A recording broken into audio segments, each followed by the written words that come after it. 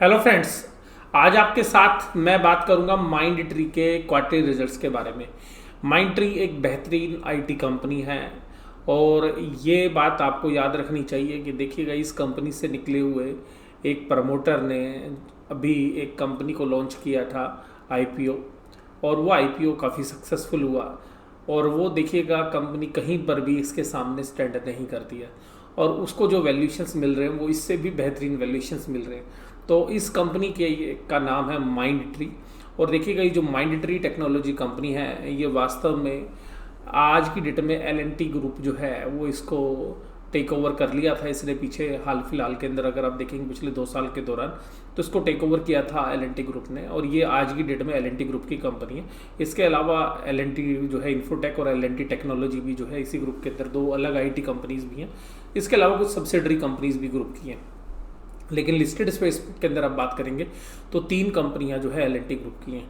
तो इस कंपनी के रिजल्ट आज शाम को 4:10 पर जो है आए और इस रिजल्ट एनालिसिस में हम और क्या देखेंगे, क्वार्टरली रिजल्ट्स की बात करेंगे, इनकी बैलेंस शीट के अंदर हम ये देखने की कोशिश करेंगे कि कहाँ से इनको पैसा आ रहा है। दूसरी बात, इनकी वैल्यूएशन सब भी क्या है, इन्होंने कैसी रिटर्न्स पिछले 1 साल के दौरान दी है। उसके अलावा इसकी पी रेशियो पिछले 1 साल के दौरान कहाँ रही है। उसके बाद इसके क्वार्टरली रिजल्ट्स के बारे में जो है डिटेल में कंपेरेटिव एनालिसिस करने की कोशिश करेंगे, बैलेंस शीट को देखेंगे और पीछे की ग्रोथ। और आज शेयर्स के अंदर 8% की गिरावट जो रही, ये हालांकि रिजल्ट आने से पहले थी। तो देखिएगा, ये सारी बातें जो है हम इस आज की चर्चा के अंदर जो है कवर करेंगे। तो आइएगा शुरुआत करते हैं। तो शुरुआत करते हैं, देखिएगा इसके शेयर प्राइस। तो आज शेयर्स का प्राइस जो है 1427 रुपये पे क्लोज हुआ और मार्केट की गिरावट के साथ ये जो शेयर्स है इसके अंदर भी गिरावट देखने के लिए मिली। आप 52 वीक लो देखेंगे तो 675 रुपये। तो ये शेयर आप देखिएगा मार्च के बाद डबल होता हुआ नज़र आया है, डबल से भी ज़्यादा। तो देखिएगा प्रॉफिट बुकिंग जो है लाजमी थी इसके अंदर। और अगर आप इसकी मार्केट कैप देखेंगे तो करीबन 24,000 करोड़ के आसपास इसकी जो है मार्केट कैप है। और फ्री फ्लोट जो है मार्केट कैप के अंदर, यानी कि जो अदर देन प्रमोटर्स या ऐसे लोगों के पास है जो कि ट्रेड करते हैं, तो उनके अलावा जो है, तो ये देखिएगा ये करीबन 6,000 करोड़ के आसपास का फ्री फ्लोट है। शेयर्स की फेस वैल्यू अभी भी जो है 10 रुपये, कोई स्प्लिट वगैरह नहीं हुआ है इसके अंदर। पी अभी भी करीबन 27 टाइम्स के आसपास, 27 टाइम्स के आसपास है।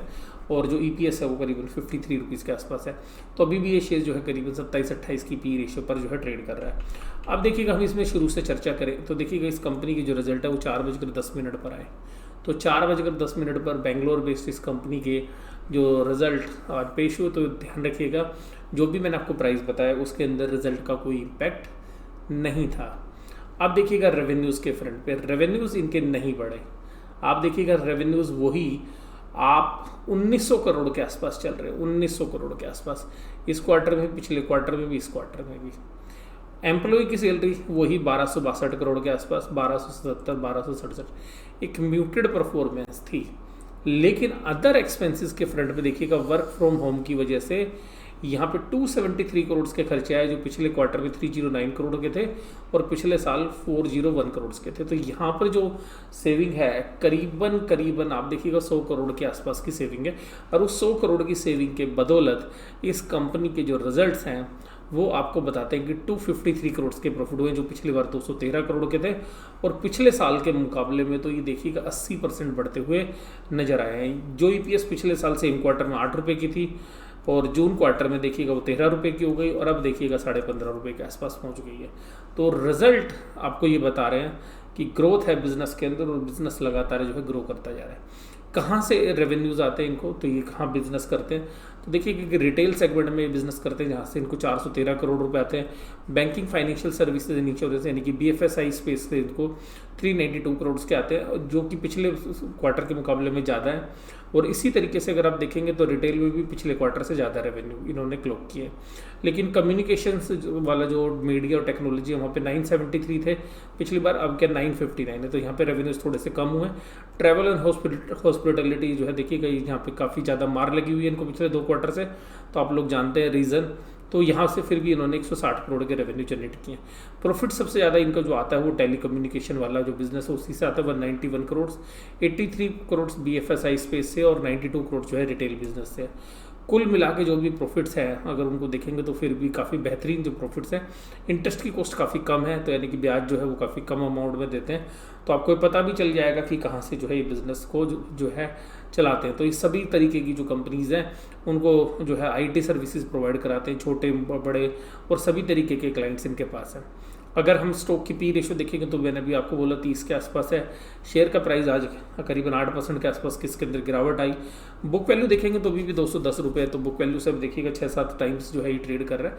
लेकिन आईटी कंपनी में ना बुक वैल्यू ज़्यादा इंपॉर्टेंट होती नहीं है, क्योंकि जो मोस्टली इनके पास जो मैन पावर है, जो जिसके पास एक परफेक्ट नॉलेज है, जिनको जो ट्रेनिंग के द्वारा जो है ये प्रमोट करते हैं, तो वहाँ पर काफ़ी जो है इनके पैसे लगे होते हैं। तो वो जो चीज़ें हैं वो बैलेंस शीट में शो नहीं होती है। तो इसलिए मैं बुक वैल्यू को ज़्यादा तरजीह जो है टेक्नोलॉजी कंपनी के अंदर नहीं देता हूँ। तो और नॉर्मली एनालिसिस्ट देते भी नहीं है उसको। तो अब देखिएगा अगर इसी तरीके से अगर यहाँ पर इसकी वैल्यूएशंस को अगर आप देखें तो ये वैल्यूएशंस के साथ साथ अगर आप मार्च के महीने में देखेंगे तो इसने जो अभी लो लगाए थे 52 वीक लो, तो उसके बाद देखिएगा एक सेकुलर, आप ये भी कह सकते हैं कि लीनियर ग्रोथ दिखाई है इन्होंने शेयर प्राइस के अंदर। तो हो सकता था कि एक प्रॉफिट बुकिंग आए और वो आई भी। अब देखिएगा इसी तरीके से अगर आप इसको पी रेशो में देखेंगे तो ये शेयर जो है 18-20 की पी पर चलता था, एवरेज इसकी पी जो है 23 है, लेकिन अब ये ऊपर की रेंज में पी में निकल गया। तो हो सकता है कि आपको करेक्शन आने वाले समय में और भी देखने के लिए मिल सकती है। देखिएगा अगर आप 17 के अंदर देखेंगे तो ये करीबन 1400 करोड़ के रेवेन्यू जनरेट करते थे।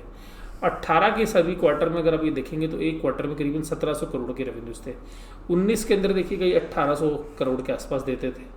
अब देखिएगा 2000 करोड़ के आसपास रेवेन्यू जनरेट करते थे तो 20 के अंदर। तो देखिएगा ये रेवेन्यूज़ का जो दायरा है धीरे धीरे बढ़ता जा रहा है। और अगर आप इनके प्रॉफिट्स पर देखेंगे नेट प्रॉफिट में, तो ये एक क्वार्टर के अंदर 17 के अंदर 141, अब देखिएगा ये करीबन यहाँ पे 18 के अंदर 175 अगर निकालेंगे तो एवरेज प्रॉफिट था। यहाँ पर 19 के अंदर देखिएगा तो ये प्रॉफिट्स जो है बढ़े नहीं यहाँ पे बल्कि घट गए थे।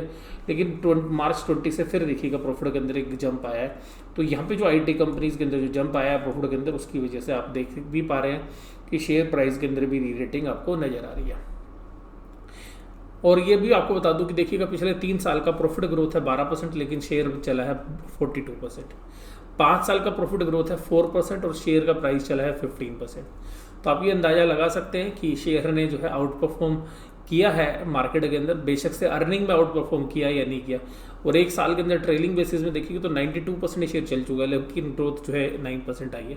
तो ये हो सकता है कि आपको अगर मार्केट के अगर बाकी पैरामीटर्स को देखेंगे तो थोड़ी सी आपको जो है बढ़ती हुई लगेगी वैल्यूशंस। तो आप जो है इंतज़ार कर सकते हैं अगर इस तरीके के अच्छे शेयर्स को आप खरीदना चाहते हैं। तो जब ये 24-25 की पी रेशो के आसपास आते हैं तो आप अपने फाइनेंशियल एडवाइजर से सलाह लेने के बाद जो है इस तरीके की कंपनी में निवेश भी कर सकते हैं। अब देखिएगा यहाँ पर अभी इनके पास जो है लोन नहीं था इनकी बैलेंस शीट में, वो बहुत मामूली लोन था 301 करोड़ के थे मार्च 18 में, वो रीपे कर दिए।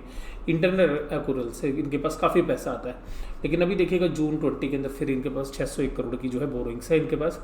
तो आप ये मान के चलिएगा कि ये जो बोरोइंग्स है ये अदर करंट लाइबिलिटीज़ में से जो है शिफ्ट हुई है।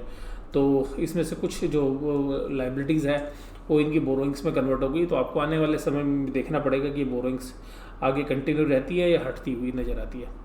उसके बाद इस पूरे एनालिसिस से देखिएगा मुझे एक ही बात नज़र आई कि जो बिज़नेस है वो कैश रिच बिजनेस है। जो कैश प्रॉफिट है अगर आप वो देखेंगे तो 60 या 65 रुपये के आसपास मिलेगी आपको साल भर की EPS।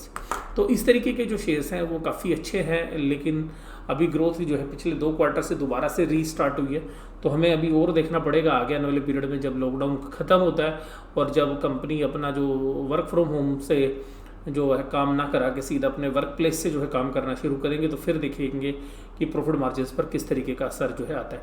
तो अभी हाल फिलहाल के अंदर कंपनी के मार्जिन्स बहुत बढ़िया हैं, प्रॉफिट बहुत बढ़िया आया है। और इस तरीके का जो पूरा स्पेस है, जो आईटी कंपनी रिलेटेड स्पेस है, ये पूरे स्पेस के अंदर अच्छे रिजल्ट्स आ रहे हैं।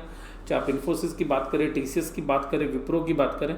हालांकि रिजल्ट के बाद जो है सारे ही शेयर्स के अंदर प्रॉफिट बुकिंग आ रही है, क्योंकि शेयर्स जो है पहले ही बहुत बड़ी जो है रैली ऑलरेडी कर चुके थे।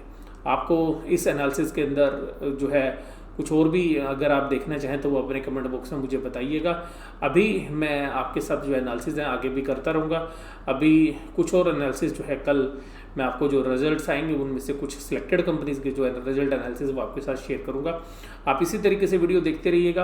अगर चैनल सब्सक्राइब नहीं किया है और आप चाहते हैं कि रिजल्ट एनालिसिस आपको मिलते रहें और बाकी भी शेयर मार्केट से रिलेटेड जो है वीडियोज़ हम शेयर करते हैं, रोज़ हम एक डेली एनालिसिस मार्केट का भी करते हैं, तो इवनिंग में उसकी भी वीडियो आती है। तो अगर आप चाहते हैं कि इस तरीके की सभी एनालिसिस जो है आपको टाइमली मिलते रहें तो आप चैनल को जो है सब्सक्राइब करना ना भूलें। वीडियो देखने के लिए धन्यवाद। Thank you very much.